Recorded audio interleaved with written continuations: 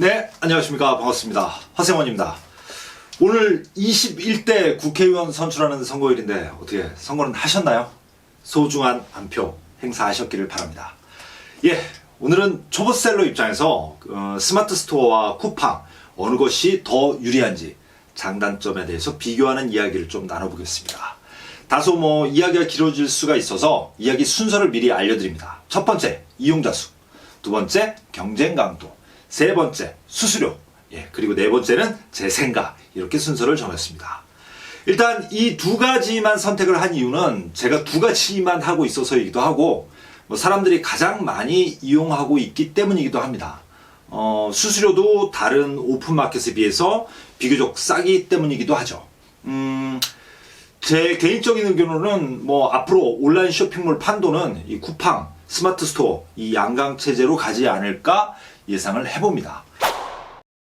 그 전에는 이 최대한 많은 플랫폼의 판매 채널을 만들어 놓고서 판로를 넓혀왔다면 요즘 트렌드는 효과적인 플랫폼 한두 곳 정도에 집중하고 있는 게 추세인 것 같습니다. 채널이 많으면 그만큼 관리하기가 쉽지가 않거든요. 그리고 스마트 스토어나 쿠팡은 각 채널의 장단점이 분명히 나타나서 이렇게 비교 대상으로는 너무 좋은 표본인 것 같습니다. 자, 그럼 첫 번째 비교는 이용자 수입니다. 이용자 수에서는 쿠팡, 스마트 스토어 비교를 가늠하기가 좀 어렵네요. 쿠팡은 최근 브랜드 평판 리포트나 와이즈앱 같은 IT 통계 발표를 보면 대부분의 지표에서 1위를 차지하고 있습니다. 근데 여기에 네이버 스마트 스토어는 항상 비교 대상에서 빠져 있어요. 아마도 스마트 스토어를 오픈 마켓으로 보지 않아서 그럴 수도 있을 겁니다. 그래도 굳이 따져보자면 쿠팡에서는 인구의 절반이 쿠팡을 이용한다고 홍보하고 있습니다. 본인들이 직접 하고 있어요. 그러면 대략 한 2천만 명 정도가 되겠네요. 네이버 2천만 명? 껌값이죠. 다 아시다시피 꼭 쇼핑이 아니더라도 기본으로 깔고 있는 앱이 네이버입니다. 그냥 뉴스 보다가 상품 이름 치면 바로 검색이 되는 거예요. 당연히 머릿수로는 네이버를 못 따라갈 것 같아요. 하지만 이게 쇼핑에 대한 부분만 조금 더 구체적으로 비교해 볼 수 있는 지표가 있어요. 바로 매출액이죠. 이게 국세청에 신고를 해야 되는 거라 뻥치고 자신구가 없습니다. 뻥치면요 세금 더 내야 돼요. 쿠팡은 작년 매출액이 한 7조 원 정도 되고 스마트 스토어는 9조 원 정도 된다고 합니다. 스마트 스토어가 약간 앞서네요. 자, 그리고 두 번째 비교는 경쟁 강도입니다. 여기서 이야기하는 경쟁 강도는 내가 파는 물건을 얼마나 많은 다른 사람들이 팔고 있나, 그리고 내 상품이 상단에 노출될 수 있나입니다. 사실 우리는 그게 제일 궁금하니까요. 그리고 셀러나 상품의 숫자, 이것도 거의 비슷할 거라고 봅니다. 스마트 스토어에서 파는 사람은 결국 쿠팡에서도 팔거든요. 근데 이 두 마켓이 처음 입점하는 초보 셀러들을 이렇게 확 땡겨오는 미끼들이 달라요. 스마트 스토어는 바로 키워드입니다. 키워드 설정을 잘하면 내 상품도 페이지 상단에 노출될 수 있다라고 이거 네이버가 직접 이야기하지는 않았어요. 누군지는 모르지만 우리는 인공지능이 그럴 거다라고 생각을 하고 모두 키워드에 미쳐 있는 거예요. 소비자가 어떤 상품을 찾기 위해서 입력할 만한 키워드를 내가 먼저 입력해 놓고 기다리는 거죠. 거기에 여러 조합들이 잘 맞으면 상단에 노출이 됩니다. 나름 키워드나 상세 페이지에 대한 노력만 하면 노출 빈도가 높아지니까 제품이 팔릴 확률이 높아지는 거죠. 이게 하지만 키워드를 뽐내거나 상세 페이지를 만드는데 시간이 오지게 많이 걸려요. 그리고 저도 실제로 해봤어요. 상단에 노출도 했어요. 근데 그 제품 지금까지 안 팔립니다. 진짜 이거 아이템 선정을 잘 해야 하는 곳이 스마트 스토어인 것 같아요. 제가 어찌어찌 경쟁은 이겼는데 팔리진 않는 거죠. 마치 꽃은 피웠는데 열매를 맺지 못한 비운의 운명이랄까요? 자, 그럼 쿠팡은 어떠냐? 쿠팡은 상품 매칭, 다른 말로 하자면 매칭 시스템이라는 미끼를 던집니다. 단순하게 이야기하자면요. 가격 경쟁력만 있으면 내가 상위에 노출되는 겁니다. 쿠팡은 스스로 오픈마켓이 아니라 더 차별화된 아이템 마켓이라고 말을 하고 있어요. 오픈마켓, 이것도 뭔 말인지 잘 모르겠는데 아이템 마켓, 진짜 말 어려워요. 예. 제가 자꾸 뭐 이렇게 자사의 쇼핑몰의 차별화를 위해서 뭐 이상한 신조어를 만들어내고 있는 거예요. 예. 그 진짜 다 뭔 말인지 모르겠어요. 이 부분 제가 간단하게 설명을 드리면 소셜 커머스. 예, 소셜 커머스는 예전에 그 쿠팡이나 티몬, 위메프가 처음 나왔을 때 공동 구매 형태였습니다. 처음 상품을 올리면 SNS를 통해서 홍보를 하죠. 그리고 그걸 또 많은 사람들이 또 SNS에 퍼날라요. 그래서 공동 구매자들을 많이 모으고 그러면 싸게 구매를 한다. 그래서 블로그, 뭐 페이스북 같은 소셜 네트워크와 커머스, 그러니까 상업하고 연결한 개념이 소셜 커머스입니다. 오래 못 갔죠. 위메프는 일주일인가에 한 번 상품이 올라오고 티모는 아마 맛집 위주였습니다. 근데 소비자들은 일주일에 한 번? 안 기다려요. 맛집? 한 번 맛보면 계속 올 거라고 생각을 했겠죠. 안 옵니다. 그냥 싸서 들린 거예요. 그래서 대부분의 소셜 커머스가 오픈마켓으로 옷을 갈아입습니다. 하지만 오픈마켓에는 기존의 강자들이 있죠. 바로 옥션, 지마켓. 이 둘은 한 지붕 두 가족이에요. 오픈마켓은 뭐냐면 그냥 플랫폼만 제공하는 거예요. 물건을 사려는 수많은 자기의 가입자들과 물건을 팔려는 수많은 셀러를 가상의 공간. 그러니까 온라인이죠. 예. 자기들 홈페이지를 만들고 거기서 거래하게 하는 겁니다. 물론 이미지도 올려야 되고 뭐 글도 써야 되고 그러니까 서버가 필요하고 시스템이나 고객 응대를 위해서 관리 직원도 필요합니다. 그래서 수수료를 받는 거죠. 무조건 자신의 사이트가 제공하는 결제 시스템을 이용해야 되는 거예요. 그러니까 돈을 먼저 받고 수수료를 빼고 판매자에게 정산해 줍니다. 이게 얼마나 돈 벌기 쉬운 시스템이에요. 그냥 앉아서 버는 거야, 앉아서. 소셜 커머스 업체들이 이거에 눈독을 들여요. 가입회원 이거는 좀 늘리면 되는 거잖아요.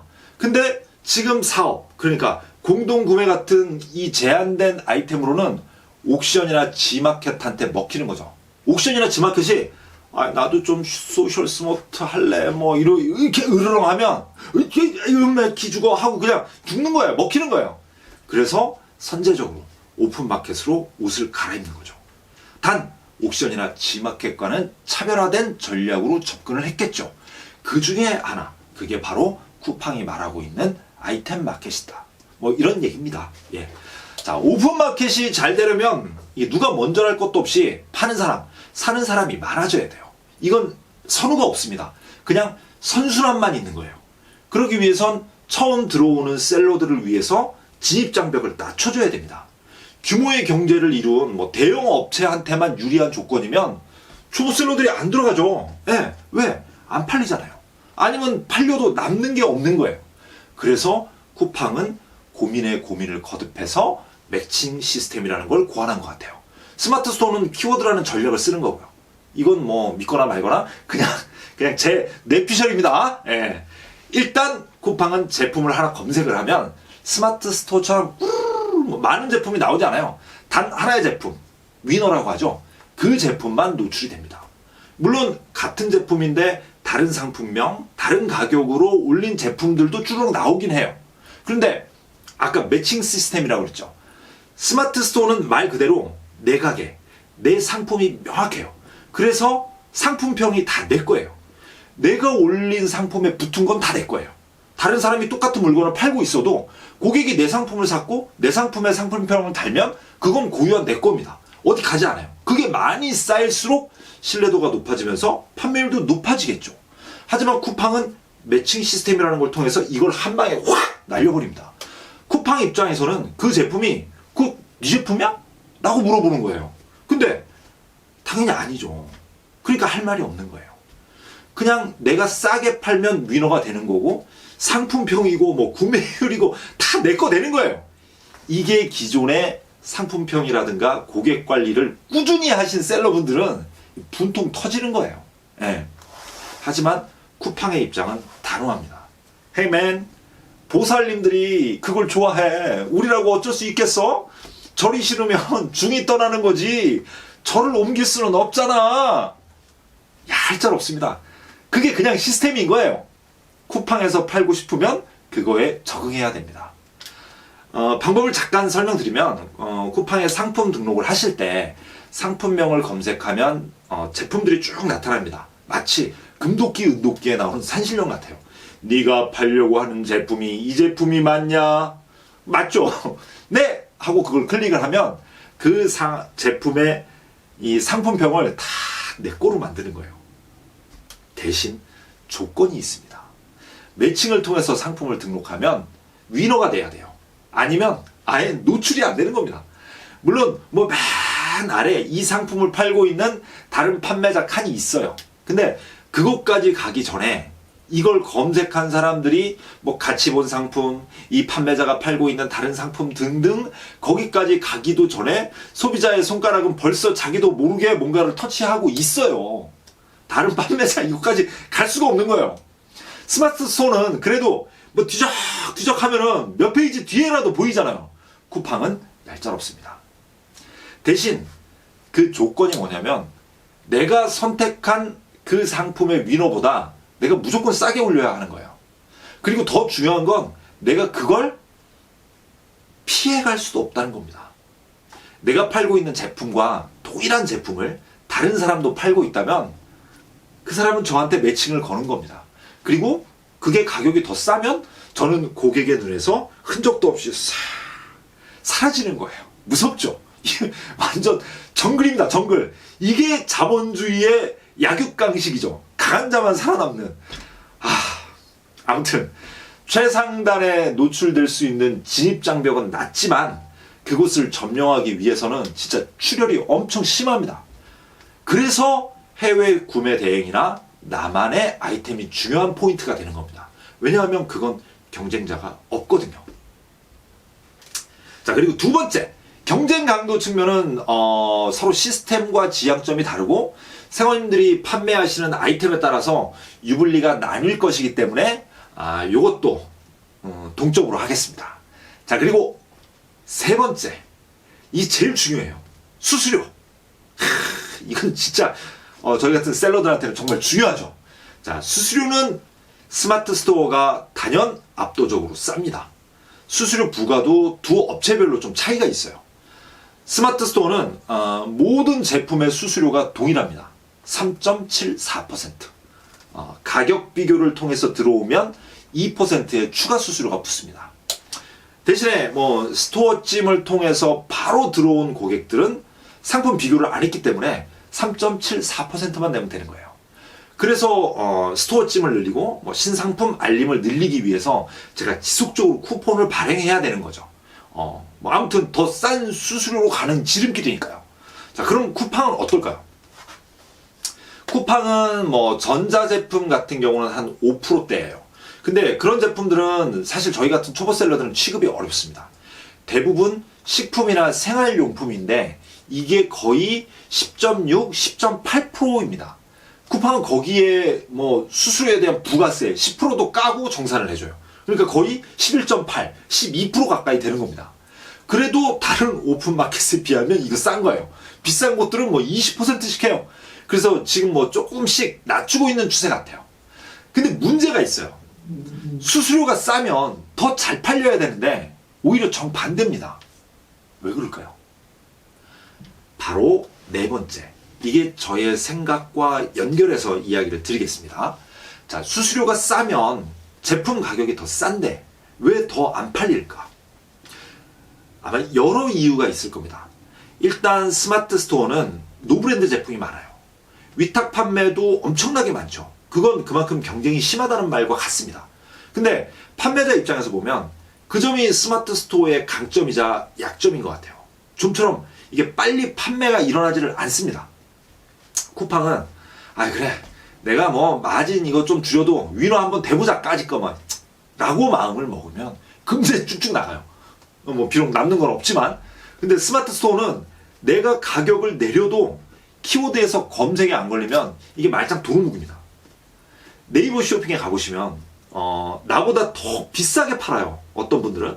근데 상품평이 많은 제품이 있어요.